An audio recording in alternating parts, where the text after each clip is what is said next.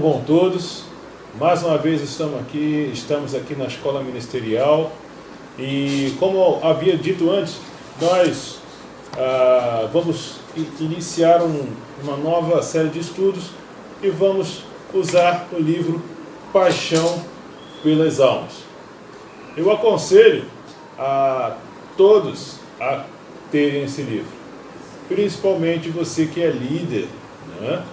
E você precisa, seria muito interessante você ter esse livro. Se você tiver alguma dificuldade, converse com o pastor Nelson, com a pastora Áurea, e acredito que eles possam ajudar vocês. Bom, nós vamos falar um pouco sobre Oswald Smith. Nós vamos entrar num dos temas, né, do capítulo 1, né, que será arrependimento, e com certeza eu espero que nós possamos ser abençoados por essa aula. Oswald Jeffrey Smith converteu seus 16 anos ouvindo o famoso evangelista Reuben Hart Torrey. Ele preparou-se para o ministério e foi ordenado pastor presbiteriano. E apesar, né, do seu desejo de dedicar-se à obra missionária, foi considerado muito fraco fisicamente para enfrentar a dura vida missionária. Oswald Smith, pastor, escritor, evangelista, incentivador, sustentador e promotor missionário. Esse homem fez muita coisa.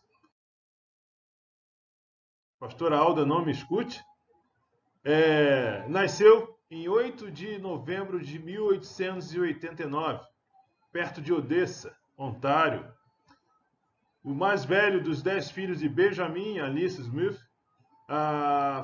tiveram seus primeiros anos com muitos problemas de saúde, uma constituição delicada.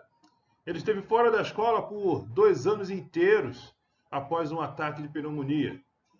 Provavelmente ele não iria resistir ao coronavírus, mas ele resistiu. Ele dizia: geralmente foi aceito que eu não tinha muitos dias nessa terra. E apesar das previsões, ele sobreviveu a doenças assustadoras, né? E se tornou um jovem promissor. Ele falou também uma vez: sei que estou vivo, preciso pregar o evangelho. Não há mais nada no mundo para mim. Ele nasceu em 28 de janeiro, 8 de novembro de 1889.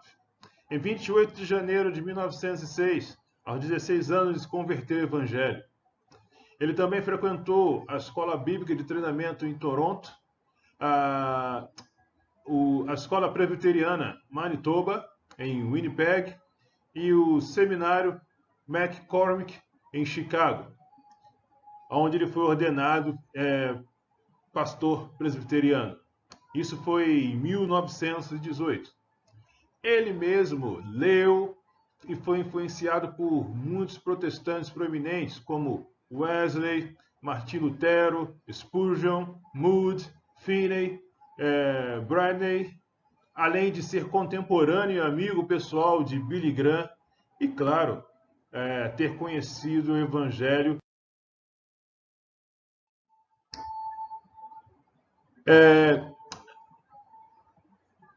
Em 1913, Smith ele escreveu a sua dedicação tripla, e é muito interessante, né? Ele inicialmente, por causa da sua dedicação inicial ao Evangelho, né, ele se ofereceu várias vezes ao serviço missionário, mas a saúde frágil impediu a sua aceitação. Ele, profundamente decepcionado, começou a ganhar mais treinamento, mais experiência. Em 1908, ele visitou os campos de madeira, os assentamentos dispersos e as aldeias indígenas no interior da Colômbia Britânica. Serviu como missionário, né, em casa em outras áreas fronteiriças do Canadá. As dificuldades que ele encontrou né, lhe deram uma profunda compaixão pelos missionários e essa apreciação, né, fez uma diferença. Né, ele demonstrou em sua vida essa compreensão e as dificuldades com as missões. Então, durante o verão de 1913, ele ministrou como missionário em Calwood, Kentucky, onde Deus achou conveniente dar-lhe muitas almas. Foi durante esse serviço, longe de casa, que ele escreveu a sua dedicação tripla. E qual é? Vamos ver. Primeira, não pensarei, falarei nenhuma palavra e não farei nenhuma ação indigna de um seguidor de Jesus Cristo. A segunda, darei minha vida pelo serviço em qualquer parte do mundo e em qualquer capacidade que Deus quiser que eu trabalhe. E a terceira, esforçar-me-ei para fazer a vontade de Deus de momento em momento, conforme Ele me revelar. Essa é a dedicação tripla que ele escreveu, que Oswald Smith escreveu. Bom, nós já falamos que ele foi considerado muito frágil para ser um missionário, então ele assumiu um compromisso. Se eu não puder ir, enviarei outra pessoa. Então, Smith começou a ver que ele podia evangelizar outras pessoas que poderiam ir em seu lugar. Ele acreditou, ele orou pelo avivamento.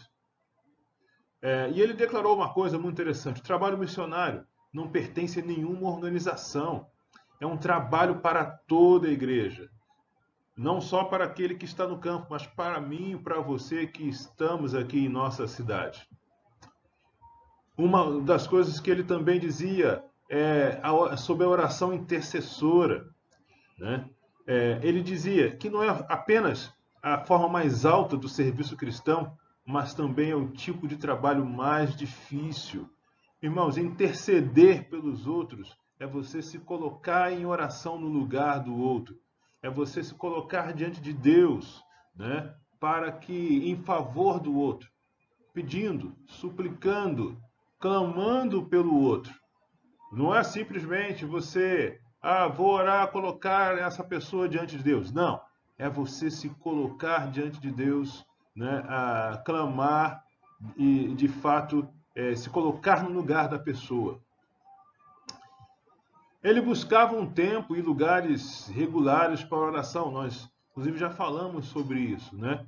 E é interessante que ele passeava enquanto orava para evitar distrações. Eu já experimentei, às vezes experimento isso. Às vezes eu quero orar e vou caminhar, né? Porque assim eu não me distraio nem com as coisas da rua, porque eu estou ali concentrado, estou orando. Né? Então, quando você caminhar, você pode fazer isso. Né? Ao invés de conversar com a pessoa do seu lado, que às vezes vai com você, conversa com Deus. Ele queria ser um homem de oração, vitorioso e cheio do Espírito. Um homem, como ele diz, rendido à palavra de Deus e com um propósito. Em 12 de setembro de 1916, ele casou com Daisy Willings. Em 1928, algo interessante, ele passou alguns meses como ministro do tabernáculo do Evangelho em Los Angeles e ele simplesmente voltou para Toronto. E suas palavras foram: eu sabia que não estava no lugar certo. Eu queria servir a Deus no lugar em que Ele me quisesse. É simples assim. Esse homem, em 1933, né, ele iniciou o trabalho à Igreja dos Povos, que é uma igreja que sustenta missionário no mundo inteiro. Ele também declarou uma vez uma coisa: posso ter conseguido mais por meus livros do que de qualquer outra maneira. Ele se dedicou também, durante a sua vida, a escrever livros. Também se dedicou a fazer torneios mundiais, promovendo evangelismo e missões mundiais. Um dos resultados, né, da sua visita, isso nos países bálticos, foi o estabelecimento de uma escola bíblica, né, na cidade de Riga. O objetivo era treinar missionários locais e ele obteve sucesso, né? E o sucesso deles em evangelizar seu próprio povo provou a ele o seu valor. Ele liderava uma congregação em expansão, né, com um programa que apoia mais de 500 trabalhadores do evangelho em todo o mundo. Smith foi fundamental para desafiar outras pessoas a seguirem seu exemplo. E ao longo da sua vida, acreditou bastante, né, nessa página impressa. Ele foi autor de 35 livros impressos em várias línguas e 1.200 hinos, poemas e canções. O seu legado, alguns livros são Paixão pelas Almas, Clamor pelo Mundo, O Homem de Deus Usa, O País que Eu Amo, As Riquezas da Misericórdia, Evangelizemos o Mundo. Esse é Oswald Jeffers Smith. Então vamos falar sobre o livro Paixão pelas Almas.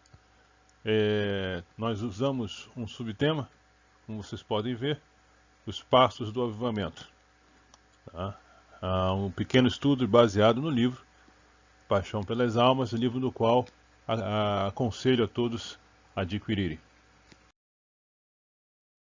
Começamos pelo livro do profeta Isaías. Isaías é o profeta que viu os céus abertos, é o profeta que ouviu o chamado, o profeta que obedeceu indiscutivelmente a visão que ele teve. Autor daquela frase, eis-me aqui, envia-me a mim. Isaías 59, versículo de 1 a 3, diz o seguinte: Vejam, o braço do Senhor não está tão curto que não possa salvar, e o seu ouvido tão surdo que não possa ouvir, mas as suas maldades, elas separam vocês de seu Deus. Os seus pecados esconderam de vocês o rosto dele, e por isso ele não os ouvirá.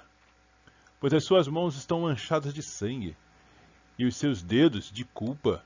Os seus lábios falam mentiras, e a sua língua murmura palavras ímpias. Irmãos, o povo de Israel passava por dificuldade. O povo de Israel estava sofrendo. E eles pediam a ajuda de Deus, né? E parece até que Deus não os ouvia. E Isaías, Deus coloca a palavra na boca do profeta Isaías e diz o seguinte: Isaías, avisa para eles que não basta só clamar, eles precisam se arrepender dos seus pecados. Eles precisam ver o que eles estão fazendo. Nos nossos dias, irmãos, não é diferente. Por quê? Isaías não tratava somente com o povo de Israel quando falava sobre o pecado.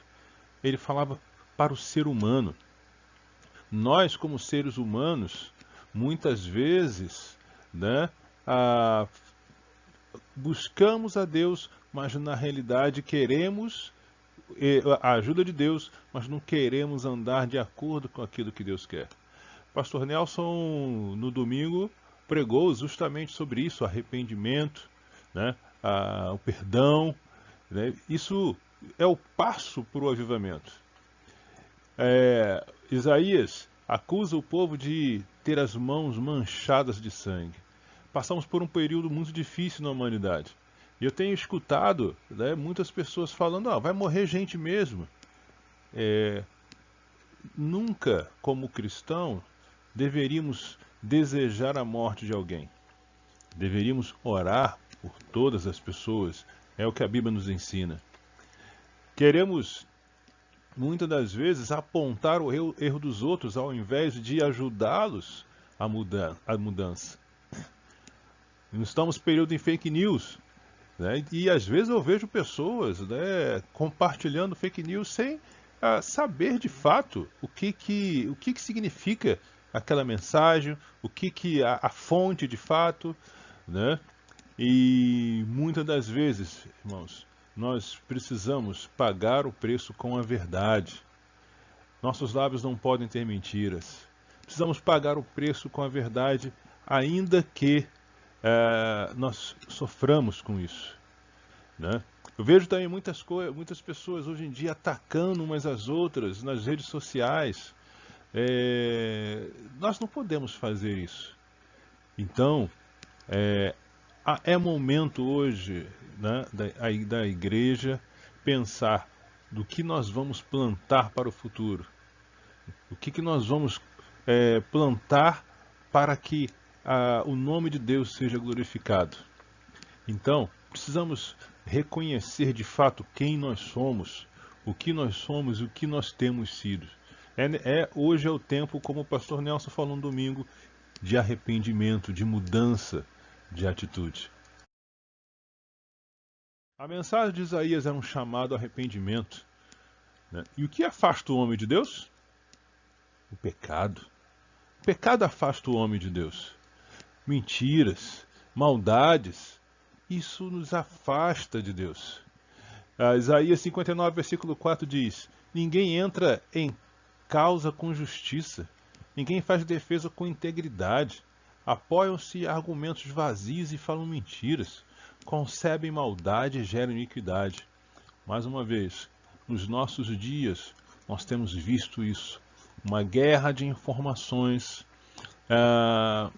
uma falta de integridade das pessoas, né, defendendo muito mais o seu lado, o seu egoísmo, né, se apoiando em muitos argumentos que não são argumentos sólidos, né, com muitas mentiras, né, concebendo maldade e gerando o que mais? Iniquidade. Irmãos, nós como igreja temos responsabilidade, nós como líderes precisamos ensinar, né, as pessoas,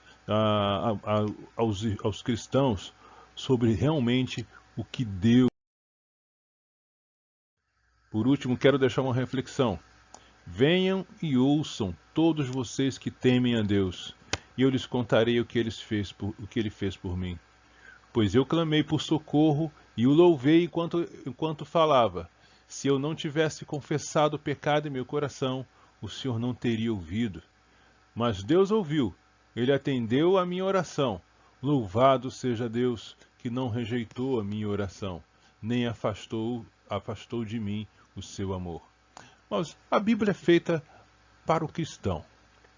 Veja, o salmista ele fala o seguinte: eu contaria a vocês que temem a Deus. E ele fala: se não tivesse confessado o pecado em meu coração, o Senhor não teria ouvido. Nós precisamos reconhecer aquilo que está no nosso coração. Precisamos reconhecer aquilo que não agrada a Deus e afastar isso de nós. Para isso, né, é importante você se colocar diante de Deus em humildade e estar atento ao que está à sua volta. Deus abençoe. Tenha uma ótima noite.